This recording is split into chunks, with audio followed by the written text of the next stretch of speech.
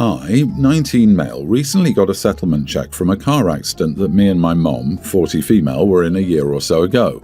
I was uninjured, but my mom sustained some minor injuries that gave her back pain, but that's unrelated to this story.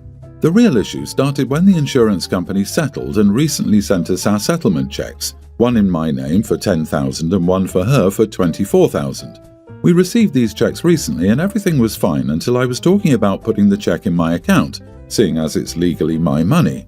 So when we went to the bank and cashed the checks, I told them to put the money into my savings account. Since then, my mom and stepdad have been extremely upset with me as they told me to deposit it into their account instead. For some more context, I'd been living with my dad because my mom kicked me out for unrelated reasons, and after 5 months of being away, my mom and stepdad let me back into their home with them and my sister. But it's barely been 5 days and they're already threatening to kick me out again because I didn't deposit the check into their account despite it being in my name. I've tried talking to them, but my mom's been giving me very short answers with no reasoning as to why I should deposit the money into her account and has given me the silent treatment since a recent talk. My stepdad has taken a much different approach and has done everything from begging me, guilt-tripping me and even just insulting me, saying I'm immoral, stealing, not being fair, etc., all in an attempt to make me give them the money because he claims I don't deserve it for not paying the insurance. My mom's reasoning is mostly about saying how I'd blow through it all because I'm not good with money, which I will admit is somewhat true, but I can make the distinction this is much different than a few $100 and I'm almost scared to spend this money on anything not useful or necessary, and if I do spend it, I'd make a plan or have a really good reason for what I spend it on and not spend it on junk. My most likely plan is to get a half-decent used car, I don't have one at the moment, and an emergency fund. Now I'm afraid I'm going to be kicked out again not even a week after I'm back, and even worse, that they're going to go through with throwing all my stuff out on the curb as I'd have no real place to fit it all at my dad's. He lives in a much smaller place than my mom. I'm stuck and I don't have many options. They refuse to hear my reasoning and are threatening to throw me and my stuff out because of this. My dad doesn't have the space for me and I can't move out because I can't pay the rent prices in the city.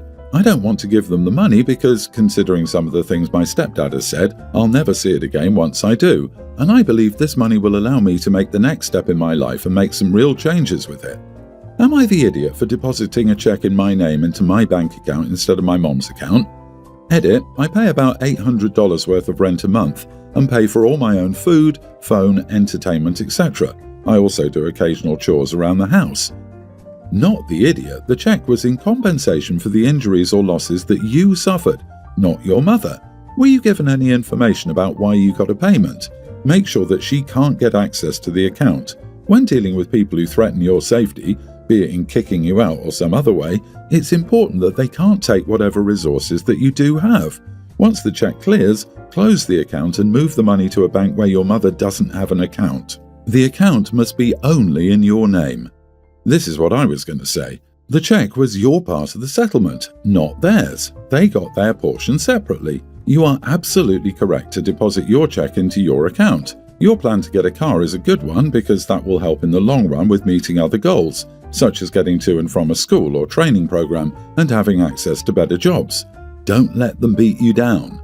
Please also keep in mind that hostile living conditions are just as bad for your health as hostile working conditions. There are other options than trying to afford city rent on your own. Consider sharing an apartment with roommates, for instance, or renting a room in someone's house. Space issues can be resolved with a storage unit. You can find reasonable rates on sparefoot.com.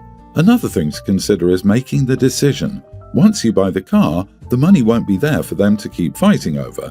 OP, they only let you move back in to get their hands on your check. Move out. 100% this. When I first started reading, I was on Mom's side. Then there were 2 checks after getting kicked out. Nope. They wanted the check when you were gone again. They already spent it. The reason your mom wants you to deposit your money into her account is simple. She wants to steal it. I, 30 male, have a name that, in English-speaking countries, is usually a gender-neutral nickname. Think Alex, Charlie, Frankie, etc. I'm half Asian, and in the country of my name's origin, it's a unisex name that isn't short for anything. Since I first met my boyfriends, 46 male mom, 70s female, she's repeatedly asked what my name is short for. I've told her that it isn't short for anything and different languages just have different naming conventions, but she keeps asking anyway. She also makes other related comments that make me uncomfortable, asking where I'm really from, that it doesn't make sense for me to have a name from country A if I'm really from country B, that she hates the trend among young people of having gender-neutral names, and I must have a proper name she can call me. I've talked to my boyfriend about it, and he says he gets why it's uncomfortable, but doesn't want to bring it up because she wouldn't understand. I've started clarifying what my name is and asking to leave it at that, because I'm sick of answering the same questions every time.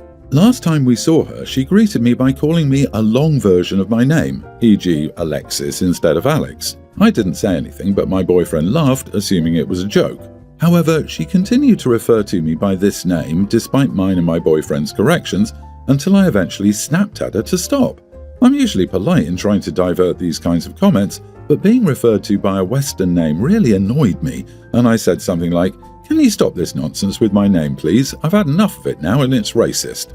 She got really upset, saying she couldn't believe I would speak to her like that. I left the table, and my boyfriend shouted after me to come back and apologize, but I went outside to calm down. Eventually, my boyfriend came outside to tell me to apologize for swearing and calling her racist. I said I would apologize for swearing because I shouldn't have been disrespectful, but I wasn't going to apologize for calling what she said racist. He said she doesn't see it as a race thing and she just finds my name a little funny, so I told him to forget it. I was going to drive home and he could get an Uber by himself. I left by myself and he came home later. I apologized for leaving without him and he said he understands why I was upset, but I need to apologize to his mom because she's really hurt that I called her like that. I said I wanted to apologize for swearing but didn't want to apologize for saying that what she said was discriminatory, because then she'll just keep doing it. However, I'm worried I'm wrong to be so stubborn and because she keeps phoning my boyfriend to tell him he shouldn't allow me to talk to his own mother like that. So, am I the idiot? Not the idiot, but your boyfriend absolutely is. He should have been the one pulling his mother up on her rudeness, and if he's too scared to do that at 46, then he needs some therapy. It is completely fine to react the way you did. After all, that's what his mum wanted to happen. She instigated the whole situation and it's her responsibility to apologize to you for being incredibly rude to a guest and potential future family member. Imagine being a 46-year-old mama's boy and instead of being able to set your own boundaries with your parent, stopping someone who does have self-respect and independence from doing so as well and basically trying to make them apologize for taking up space. Screw him. You can't parent him as well, he's a grown man. I don't think you need to talk to either of them again. You don't have a mother-in-law problem, you have a boyfriend problem. Yes, his mom is being horribly disrespectful by refusing to just call you your name. You told her your name and she continually tried to get a different name out of you that would suit her liking. That's rude. Unfortunately, your boyfriend is not worth keeping around since he obviously doesn't care enough about you to stand firm with his mom or educate his mom about your name. I'm sorry you have to deal with that. I married my wife 5 years ago. I have 2 daughters from my first marriage, Rose and Nicole, both teens, while my wife has Becca, teen. Becca's father is absent, so her grandfather played a big role in her life until he passed away a year before I met my wife. It was very hard on Becca, and though she's doing better, she still carries that loss. I've stepped up as a father figure and we're very close. Becca has a necklace with her grandfather's wedding ring on it, given to her by my wife when she was a young teen. She wears it only on special occasions or when she wants to feel close to him. Rose and Nicole know its significance. Rose once asked to borrow it because she found the ring beautiful, but Becca refused and Rose seemed to respect that. Last week, after Rose and Nicole returned to their moms, Becca noticed her necklace was missing. She was frantic, insisting she hadn't taken it out since a dance a month ago, but had seen it in her jewelry box since then. While searching, Nicole called, overheard the situation and passed the phone to Rose. Rose hesitated but eventually admitted she'd borrowed it for an upcoming date. I told her she needed to return it immediately and that we discussed how wrong it was to steal it. Becca calmed slightly but was still deeply upset. I went to my ex's house where Rose, looking embarrassed, said she couldn't find it. We searched everywhere, her room, bag, my car and her mom's house. I even brought her back to retrace her steps. When Becca saw her, she exploded in anger, calling Rose a brat and saying she'd never forgive her if it wasn't found. Rose was crying, looking at me, but I just told her to keep looking and hope we found it. Eventually, Rose thought to check under her mum's car. It was there, thankfully undamaged. I grabbed it and told her she was lucky. I grounded her, and while she kept apologizing, I told her I appreciate that and know she feels bad, but it wasn't okay. She later called Becca to apologize again, but Becca said she'd never trust her again. We got Becca a locking jewelry box and a door lock at her request. My ex thinks we're being too hard on Rose and that we should have comforted her. She says Rose is just a teen who made a mistake. I disagreed, saying this wasn't a simple mistake. She knew the necklace's importance, was told not to take it, and nearly lost it. If it had been run over, it would have been gone forever. I told Rose I love her, but any more comforting would be coddling and she needs to learn from this. My wife, Becca, and even Nicole agree with my approach. Am I the idiot? Not the idiot. Rose stole it and lost it on purpose. Did anyone see it under the car? Because my guess would be that she had it and was pulling mean girl crap on Becca. When the crap was hitting the fan, she realized how serious this was and found it. I would imagine the wedding ring holds some value. Becca would have been within her rights to call the police. Agreed. It's kind of convenient that once she realized there was no other way out of it, Rose suddenly thought to look under her mom's car. Girl totally either stashed it there or had it somewhere on her person and was able to find the necklace under the car. Update. Some are asking if I think Rose did this on purpose to hurt Becca. I don't think so, and Becca has confirmed she doesn't believe this either. Even before Becca was screaming at her, Rose genuinely seemed upset and remorseful for losing it. She clearly felt bad. Doesn't make it okay in the slightest, but her story adds up. She has a milestone date with her boyfriend approaching and she wanted to look nice. Still dumb as heck for her to do this, mind you, but I do believe it was genuine that she took it then accidentally lost it. People are asking how it was under the car. It's hard to explain as I didn't take pictures at the time, but it wasn't directly under the car. The way it was found, I believe it fell from Rose's pocket, where she said she put it, and it accidentally got kicked a bit under the car. The car was parked in my ex's garage. Given there's no lights in there, it originally blended in with the ground. Rose thought to check because she was checking her mom's car again, the last place she remembered having it, and was desperate and wanted to find it and decided to check under the car where she found it. I understand why some people believed she maliciously took it, but even Becca has said the outfit Rose planned on wearing on her date, the date she's no longer going on because she's grounded, complemented the necklace. Not the idiot. I think you handled it well. I'm confused though. This necklace is a chain with a men's wedding band on it. I can understand why Becca would wear it on special occasions, but I don't really understand why a teenage girl with no connection to the ring would want to wear this on a date. Men's rings aren't typically very ornate, and a band on a chain doesn't seem like something worth stealing from an aesthetic standpoint. Am I the only one who thinks Rose's explanation is a little off? Yes, I've been thinking exactly the same thing. If she liked the look so much, it wouldn't be hard to find a gold band to stick on a chain and voila, similar necklace for the aesthetic. Heck, she could even ask her dad if he still had his old wedding band from when he was married to her mother. Then she could have both, the look and some sentiment. OP, if you did up your old band, perhaps give her a necklace with it for her birthday or Christmas.